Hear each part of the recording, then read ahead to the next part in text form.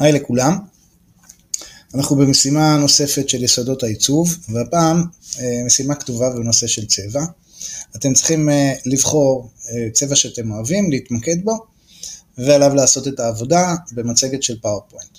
עכשיו, בכיתה דיברנו על ההשפעות של הצבע, על סוגים שונים של צבעים, על ההשפעה הפסיכולוגית של הצבעים, על איך אנחנו בתור מעצבים ואומנים משתמשים בצבע ביצירה שלנו, בעיצוב שלנו, איך הוא משפיע.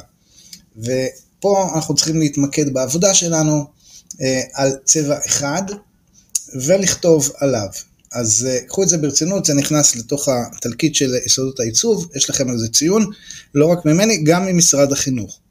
אז תעשו את העבודה בצורה יפה, אסתטית, כמובן תשלבו תמונות וצבעים בתוך המצגת של הפאורפוינט שאתם עושים, תענו על השאלות שכתובות פה, תבחרו צבע באמת שבא לכם. זה יכול להיות צבע שיש בטבע, יכול להיות צבע שהוא הרבה פחות נפוץ בטבע, ויותר בחיי היומיום שלכם. אל תבחרו צבע שאתם אוהבים ללבוש, אלא צבע שעושה לכם כיף, שהוא נעים, שעושה לכם סבבה בעיניים, בלב, בסדר? שאפשר לכתוב עליו ממש עבודה. אז כל צבע, כמובן, יש לו השפעה סביבתית, תסבירו אותה, תסבירו מה המקור של הצבע הזה, מה ההשפעה שלו בטבע, למה יש אותו דווקא בצורה כזאת, לחיה כזאת, או לצמח כזה, או לעץ, לא משנה מה.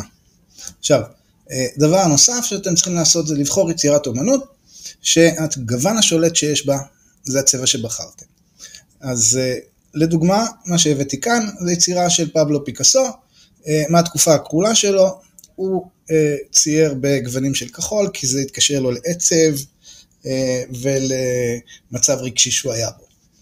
אז איך הגעתי ליצירה הזאת? כתבתי בגוגל תמונות, Art in Blue, אתם תבחרו איזה צבע שאתם רוצים, שאתם עושים עליו את המצגת, תכתבו Art in Green, Art in Yellow, Art in Purple, לא משנה. באנגלית תיתן לכם יותר תוצאות, ותסבירו מה המשמעות של זה בתוך היצירה.